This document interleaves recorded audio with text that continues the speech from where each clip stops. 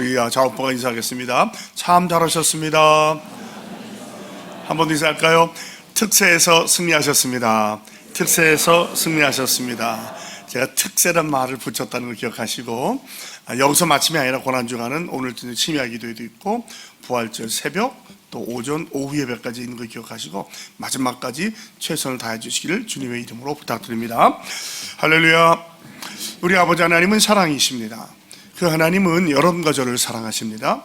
또한 그 하나님은 여러분과 저를 위한 놀라운 계획을 갖고 계십니다. 고난주간 특세 마지막 날을 맞이하면서 다시 한번 저와 여러분이 우리 주님의 풍성한 사랑을 체험하시고 또 우리를 향한 놀라운 계획을 발견하게 되시기를 주 예수 그리스도의 이름으로 축복합니다. 저는 오늘 봉독한 말씀을 중심으로 엘리 엘리 라마 사박다니라고 하는 제목으로 여러분과 함께 은혜를 나누기 바랍니다. 말씀 제목 같이 읽어볼까요? 엘리 엘리 라마 사박다니. 우리가 잘 아는 것처럼 나의 하나님 어찌하여 나를 버리셨나이까. 즉 십자가에 달리신 예수님에 대해서 함께 은혜를 나누기 바랍니다. 예수님께서는 오전 9시부터 오후 3시까지 6시간 동안 십자가에 달려 계셨습니다. 오전 9시에 십자가에 달리셨고 로마 군병들이 예수님의 옷을 제비뽑아 나눠 가졌죠. 우리가 그 성화에 보면 주님의 그 아랫도를 가린 게 보이지만 실제 십자가의 처형은 전혀 가리지 않고 수치를 죽여서 모든 것을 옷을 다 벗겼다는 것을 역사적으로 알 수 있습니다. 10시에는 많은 사람들이 지나가면서 조롱을 합니다. 강도들이 또 달려있는 강도들이 지나가는 사람들이 종교 지도자들까지 이렇게 했죠. 11시에 예수님과 강도들이 대화를 나누고 또 예수님과 마리아와 요한과 대화를 나누십니다. 12시에 어둠이 땅을 덮게 됩니다. 1시쯤 예수님께서 바로 오늘 했던 말씀 엘리 엘리 라마 사박다니라고 말씀을 하시고요. 2시에 다 이루어졌다고 선언하신 후에 3시에 영원히 떠나게 됩니다. 이 그림을 그려놓으신 오늘 오전 9시부터 3시까지 어떤 순서로 일이 일어난지 알 수 있겠어요? 우리는 이때 주님께서 하신 말을 가상칠언이다. 십자가에서 하신 7마디의 말씀이라고 하는데 이것을 암흑이 있기 전에 암흑 중간과 암흑 후로 나눌 수 있습니다. 암흑이 있기 전에는 첫 번째로 아버지여 저들의 죄를 사하여 주시옵소서. 저들이 하는 것을 알지 못하느니라. 두 번째로는 오늘 내가 나와 함께 낙원에 있으리라. 강독이 하신 말씀이죠. 그 다음에 여자여 보소서 아들이니라고 합니다. 그리고 암흑이 옵니다. 그때 나의 하나님 어찌하여 나를 버리셨나이까 말씀하시고 암흑이 지난 후에 내가 목마르다 다 이루었다. 내 아버지요 내 영혼을 아버지 손에 위탁하나이다 라고 말씀하시고 영원히 떠나게 됩니다. 십자가형은 아주 가장 잔인하고 참혹한 형벌입니다. 실제로 고대 지역에 페니키아에서 시작됐다고 하는데 역사서를 보면 알렉산더 대왕이 드로 사람 1,000명을 십자가에 달려 죽겠다고 그래요. 놀라지도 않으세요? 1,000명이 십자가 달린 걸 생각해 보세요. 종종 영화 보면 로마로 가는 길에 보면 막 십자가를 놓고 사람을 달려서 돌아가게 하잖아요. 즉시 죽는 사람은 적습니다. 대개 나흘에서 일주일까지도 가요. 자, 이미 채찍을 맞아서 살점은 다 떨어졌고요. 핏덩어리가 물과 피를 다 쏟게 됩니다. 그럼 저녁만 되면 까마귀 같은 큰 새들이 와서 살점을 쪼아먹고 눈을 뽑아먹으려고 해요. 그러니까 그 고통이 극심한 거죠. 그래서 그 로마에서는 자기 시민들한테는 정말 중죄가 아니면 십자가를 주지 않고요. 주로 해외에서 모반이나 내란을 하는 자들 주는데 콘스탄틴 대제 때에서 완전히 없애버립니다. 그래서 더 이상 생기지 않게 되죠. 에스라서 6장 11절에 보면 바사야 왕 다리오가 조소를 내리면서 내 조소를 듣지 않은 사람은 나무에 달려 죽을 것이라고 하는 십자가형을 얘기한 것을 알게 됩니다. 근데 놀라운 것은 이 잔인한 형벌이 바로 예수님을 통해서 우리 인류를 구원하시기 위한 하나의 방법이었다는 거죠. 어제 말씀드렸죠. 역사는 항상 표면과 이면이 있거든요. 표면을 보면 악과 세상이 이기는 것 같지만 주님은 그걸 이용하셔서 당신의 목적과 뜻을 이루어가는 거예요. 성경은 뭐라고 말합니까? 갈라디아서 3장 13절에 보면 그리스도께서 우리를 위하여 저주를 받은 바 되사 율법의 저주에서 우리를 속량하셨으니 기록된 바 나무에 달린 자마다 저주 아래 있는 자라 하였습니다. 그런데 이 십자가를 바라보는 자는 구원을 받는다고 그래요. 빌립보서 2장 6절 8절입니다. 그는 근본 하나님의 본체시나 하나님과 동등됨을 취할 것으로 여기지 아니하시고 오히려 자기를 비워 종의 형체를 가지사 사람들과 같이 되셨고 사람의 모양으로 나타나사 자기를 낮추시고 죽기까지 복종하셨으니 곧 십자가에 죽으심이라. 마태복음은 이제 요한복음과 다르게 그 예수님을 유대인의 왕으로 표현하기 때문에 구약 성경을 많이 인용하면서 그것을 보여줍니다. 즉 구약의 예언이 그대로 성취되고 있다. 주님께서 십자가에 달려 돌아가심으로 대략 100여 가지의 구약 예언이 성취되었다고 말하고 있습니다. 그래서 오늘 보면 예수님께서 십자가에 달려 돌아가신 과정이 아주 상세하게 내용이 되어 있어요. 요한복음 좀 축약이 되어 있거든요. 그래서 제가 오늘 사실 마태복음을 고른 건데, 그리고 여기 보면 그 예수님 욕하는 사람들이 여러 명 나와요. 그래서 그 사람들을 중심으로 한번 생각을 해보기 바랍니다. 제일 먼저 주님을 욕했던 자들은 로마 병정들이죠. 그들은 35절에 십자가에 못 박은 후에 제비뽑아 나눴다고 그래요. 오늘 본문 전에 27절 31절에 보면 주님을 조롱하고 때렸던 이야기가 나옵니다. 이에 총독의 군병들이 예수를 데리고 관정 안으로 들어가서 온 군대를 그에게 모으고 그의 옷을 벗기고 홍포를 입히며 가시관을 엮어 그 머리에 씌우고 갈대를 그 오른손에 들리고 그 앞에서 무릎을 꿇고 희롱하여 이르되 유대인의 왕이여 평안할지어다 하며 그에게 침뱉고 갈대를 빼앗아 그의 머리를 치더라. 희롱을 당한 후 홍포를 벗기고 도로 그의 옷을 입혀 십자가에 못 박으려고 끌고 나가니라. 온 군대가 들어갔다고 그래요. 그러니까 이건 숫자가 단지 10명, 20명이 아니라 수십 명 내지는 100여 명 정도 가서 이런 일을 했다는 것이죠. 그러니까 주님이 얼마나 수치와 고난을 당하셨겠어요? 또 그 다음에는 구레네 시몬으로 하여금 주님을 끌고 가게 하는데 주님의 십자가를 27장 32절입니다. 나가다가 시몬이란 구레네 사람을 만남에 그에게 예수의 십자가를 억지로 지어가게 하였더라. 우리가 영화를 보면 알겠지만 그 식민지 사람들에게 무자비하고 함부로 대하는 것을 보게 됩니다. 어느 누구도 남의 십자가를 지기를 원하는 사람은 없죠. 십자가형을 당하는 사람은 자기가 자기 십자가를 져야 되지만 이미 주님은 거의 초중을 당하기 때문에 그렇게 하실 수 없었거든요. 그래서 이 구레네 온 시몬을 십자가를 지게 하는데 나중에는 이게 기독교에서 굉장히 중요한 인물이 되죠. 그리고 이들은 예수님의 옷을 제비 뽑아 나눕니다. 35절에 보면 예수를 십자가에 못 박은 후에 옷을 제비 뽑아 나눴다 그래요. 이것을 보면 참 주님을 놓고 죽어가는 사람을 놓고 놀이를 벌이는 거예요. 제비뽑기를 하는 거예요. 이것 역시도 구약의 말씀을 이루는 과정입니다. 시편 22편 18절이죠. 내 겉옷을 나누며 속옷을 제비뽑나이다.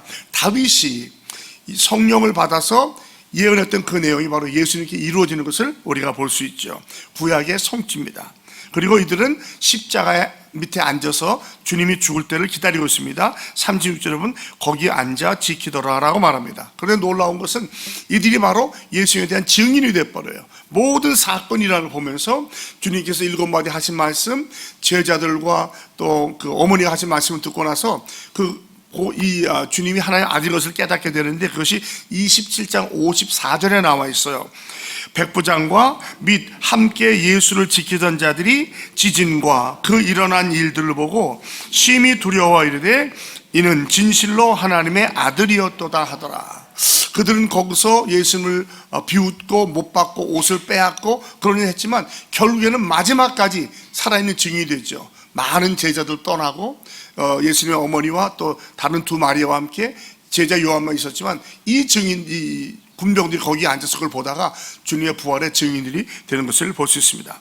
자, 이렇게 로마의 군병들이 주님의 죽음을 비웃었어요. 두 번째는 강도들이죠. 38절과 44절은 강도 둘이 십자가에 달리는데 하나는 예수님의 우편에 하나는 왼편에 달립니다. 그리고 그들이 40절에 보면 예수님께 욕을 했다 그래요. 나중에 이제 한 강도는 회개하고 주님께 은혜를 구한다면 낙원에 있게 되는데 어쨌거나 아마 그래서 학자들 말하기를 주님께서 굳이 이날 달리신 이유가 유대인들이 유월절을 지키기 위한 것도 있지만 이 두 사람이 십자가 달린 그 처형날에 맞춰서 하고 주님을 가운데 매달므로 말미암아 죄악 중에서도 괴수다. 그래서 완전히 예수님을 그 죄인 중에 괴수로 취급하려고 했다고 하는데 상당히 일리가 있다고 생각합니다. 자, 이것이 또 구약 성경에 예언되어 있는데요. 이사야서 53장 12절입니다. 그러므로 내가 그에게 존귀한 자와 함께 몫을 받게 하며 강한 자와 탈취한 것을 나누게 하리니 이는 그가 자기 영혼을 버려 사망에 이르게 하며 범죄자 중 하나로 헤아림을 받았음이니라. 그러나 그가 많은 사람의 죄를 담당하며 범죄자를 위하여 기도하였느니라. 이 성경을 보면 참 반전이 많아요. 우리가 볼 때는 참 세상적으로 우리가 지는 것 같고 막연히 이긴 것 같지만 마지막은 주님께서 승리하는 내용을 많이 보여주십니다. 한 강도는 그랬잖아요. 만일 내가 그리스도라면 나와 우리를 구원하라고 얘기했지만, 그러나 이 강도는, 다른 강도는 마침내 낙원에 이르게 되는 것을 보죠. 세 번째로 주는 비웃었자들은 지나가던 사람들이라고 말을 해요. 39절에 40절에 보면 지나가던 자들이 머리를 흔들면서 했다는데, 유대인들이, 그러니까 우리도 종종 그렇지만 어떤 일을 볼 때 고개를 저으면 아주 무시하고 경멸하는 겁니다. 그러니까 이들이 그런 태도를 보였던 거예요. 여행객들이죠. 이들이 유대인 지도자들이 벌였던 소문을 듣고 도대체 어떤 인간인가 보러 왔던 거예요. 예루살렘은 큰 왕의 대로의 일부이기 때문에 굉장히 오늘날로 말하면 트래픽이 많았어요. 많은 사람이 오갔는데, 게다가 6월절에다가 주님이 십자가 달려 돌아가실 보면서 많은 사람이 몰려왔던 것 같아요. 그들은 뭐라 그래요? 성전을 헐고 사흘에 짓는 자요. 여러분, 주님이 이런 말씀 하셨어요? 안 하셨어요? 안 하셨죠. 자기 몸을 가리켜 말했잖아요.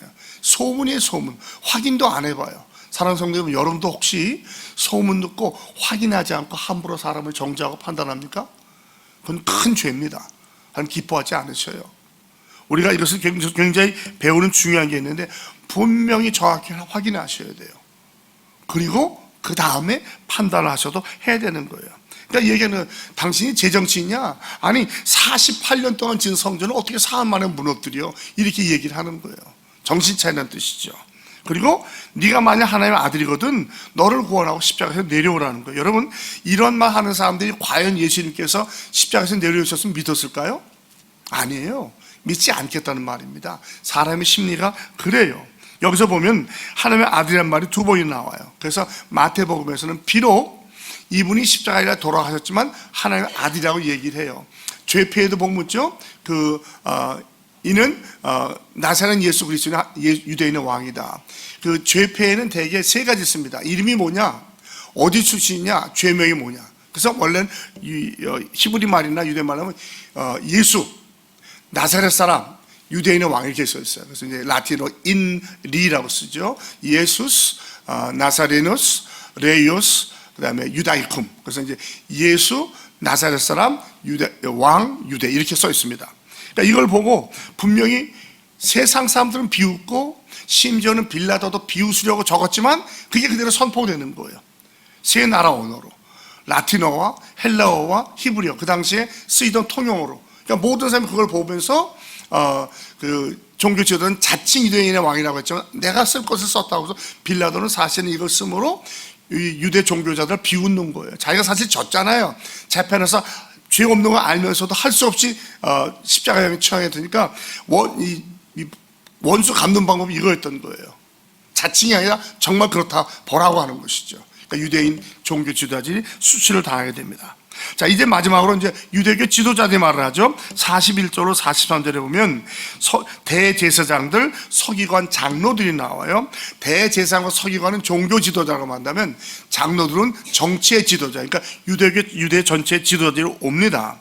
사실은 그들이 직접 욕을 하고 여기 와 있는데 이날은 명절 하는 날이에요. 그렇지만 사실 이들은 성전에 있어야 되는 거예요. 여기 와 있으면 안 됩니다.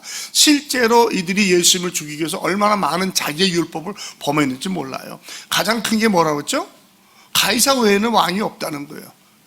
유대인들은 이건 도저히 용납할 수 없는 말을 종교 정치 지도자들이 오직 예수님을 죽이기 위해서 가이사밖에 왕이 없다고 얘기합니다. 또 우리가 몸을 더럽히지 않기 위해서 빌라도의 관장이 안 들어가잖아요. 지금 이 사람들은 여기 있으면 안 돼요. 성전에 가서 성의를 준비해야 되는데 그런 죄를 버주고 있습니다. 사람이 어디 안에 꽂히게 되면요 안 보여요. 우리는 그걸 터널 비전을 갖는다고 그래요. 이렇게밖에 안 보이는 거예요. 그래서 장기를 줘도 잘 듣는 사람이 둬도 못 먹은 것을 옆에 있는 사람이 하수가 보고 고쳐주는 게 있어요. 그러니까 우리가 중론을 모으는 게 참 중요합니다. 우리도 보면 교회는 장로교는 장로님들이 대표가 돼가지고 교회를 이끌어가잖아요. 이 복수가 모여서 토의를 하고 마음을 모아가는 게 굉장히 중요한 거예요. 혼자 생각하고 혼자 오른다면 실수할 가능성이 많습니다. 그러면서 그들은 뭐라고 그래요? 자신을 구원할 수 없다. 십자가에 내려와 봐라. 그러면 믿겠다고 얘기해요. 하나님도 널 구원하지 않을 거다고 얘기를 합니다. 자, 하나님은 널 버렸다고 얘기하는 거죠. 자, 이런 모든 가운데서 오늘 예수님께서 절규하시는 말씀이 바로 엘리 엘리 라마 사박다니, 나의 하나님 나의 하나님 어찌하여 나를 버리셨나이까. 이것은 아주 고통의 최정점에서는 피의 절규입니다. 영혼뿐만 아니라 육신의 고통을 하시는 거예요. 그런데 이것이 바로 하나님의 계획이 있었다는 것이죠. 그리고 이것을 통해서 어둠이 내리게 해서 어둠 가운데 한 줄기 빛이 있게 하고 그 빛을 통해서 구원받게 하는 거예요. 예수님께서 태어났을 때 동방박사들이 왔을 때도 칠흑같이 어두웠죠. 그때 밝은 빛이 비치면서 예수님께서 가르쳐 준 거예요. 그래서 마태는 이 두 가지를 병행시키면서 이가 바로 그때 오셨던 메시아다라고 표현해 줍니다.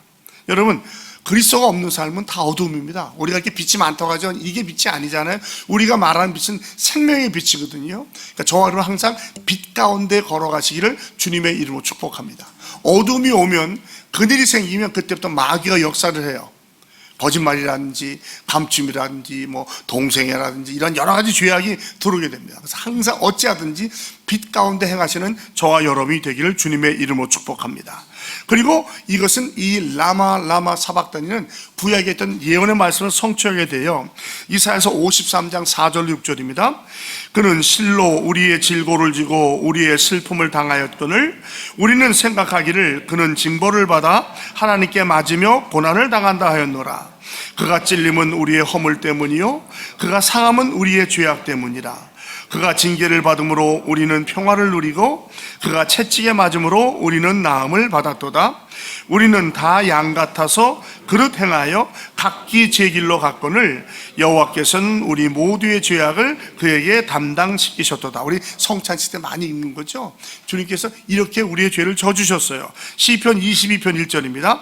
내 하나님이여 내 하나님이여 어찌하여 나를 버리셨나이까. 어찌 나를 멀리하여 돕지 아니하시오며 내 신음소리를 듣지 아니하시나이까. 그 1절 상반절의 말씀을 그대로 이 주님께서 아람어로 엘리 엘리 라마 사박다니라고 말씀하십니다. 자, 주님의 고통은 무엇을 말하면 이 죄악이 얼마나 끔찍하고 무서운 것을 보여주는 거예요. 죄를 전혀 짓지도 않은 분이 우리의 죄 때문에 그 죄를 져주고 계시는 거예요. 성경은 뭐라고 말하죠? 죄의 삭은 사망이라고 말하고 있어요. 죽음입니다. 그런 의미에서 예수를 믿지 않는 자들은 지금 죽음 가운데 살고 있는 것이고 영원한 형벌로 가고 있는 거예요.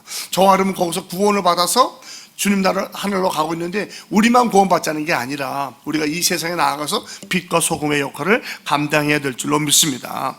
요한일서 4장 9절로 10절입니다.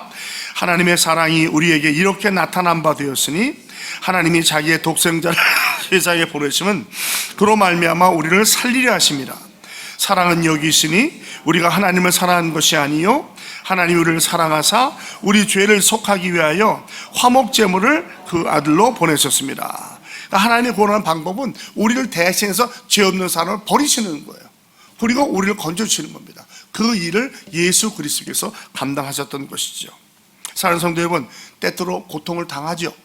여러분, 고통당할 때 어떻게 반응합니까? 더더군다나 만약에 이유 없는 억울함을 당한다면 어떻게 하시겠어요? 또 더 나아가서 남의 고통을 대신 져주실 수 있습니까? 남을 대 가족이나 자녀나 사는 형제 자매 성도를 위해서 그럴 수 있다는 것이죠.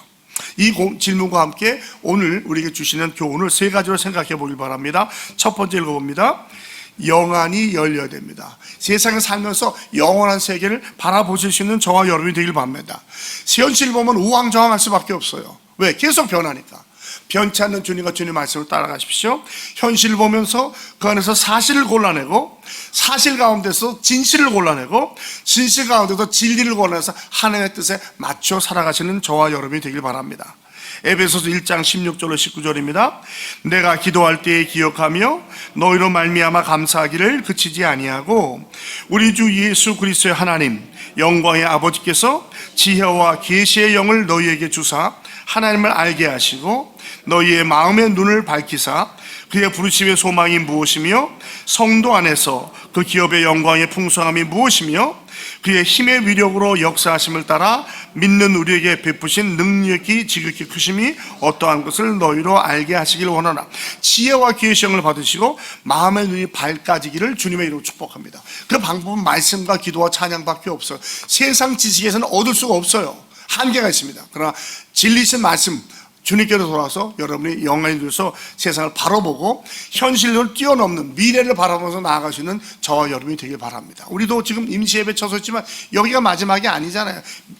예배당, 앞으로 셀 예배당을 보면서 한 걸음 한 걸음 믿음으로 전진하는 아닌 겁니다. 아닙니까? 보이는 것 이상 보이지 않는 것을 바라보는 저와 여러분이 되길 바랍니다. 로마서 8장 18절입니다. 생각컨대 현재의 고난은 장차 우리에게 나타날 영광과 비교할 수 없도다. 우리는 놀라운 영광을 받게 될 거예요. 믿습니까? 주님을 바라보시기 바랍니다. 고린도후서 4장 3절로 4절. 만일 우리의 복음이 가리었으면 망하는 자들에게 가려진 것이라. 그 중에 이 세상의 신이 믿지 않는 자들의 마음을 혼미하게 하여 그리스도의 영광의 복음의 광채가 비치지 못하게 함이니 그리스도는 하나님의 영광이니라. 여러분, 복음 전할 때 절대로 낙심하거나 저주하지 마십시오. 눈이 가려지면 이 세상 악한 영이 가린 거예요. 우리는 진리를 그대로 선포하면 택한 자라면 받을 것이요 또 다음에 받을 것이고 믿지 않는 자는 안 받습니다. 전혀 거기에 대해서는 염려하지 마십시오. 두 번째입니다. 죄를 미워해야 됩니다. 따라할까요? 죄를 미워하십시오. 히브리서 12장 4절입니다. 너희가 죄와 싸우되 피 흘리기까지는 대항하지 않고. 싸워야 돼요. 죄는 피한다고 되는 게 아니에요. 강력하게 싸워야 됩니다. 잠언 8장 13절입니다. 여호와를 경외하는 것은 악을 미워하는 것이라. 나는 교만과 거만과 악한 행실과 패역한 일을 미워하느니라. 그러니까 하나님을 경외해야 악과 싸워 이길 수 있어요. 주의 말씀에 서야 이 험한 세상을 이겨나가야 됩니다. 그러므로 항상 주님을 바라보시고 주님의 마음을 이해하시고 힘을 얻으시고 나아가시기 바랍니다. 마지막 세 번째입니다. 예수 그리스도를 의지하십시오. 주님 외에는 의지할 분이 없어요. 요한복음 1장 29절.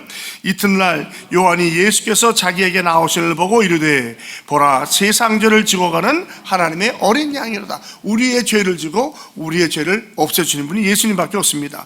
고린도서 10장 30절로 31절.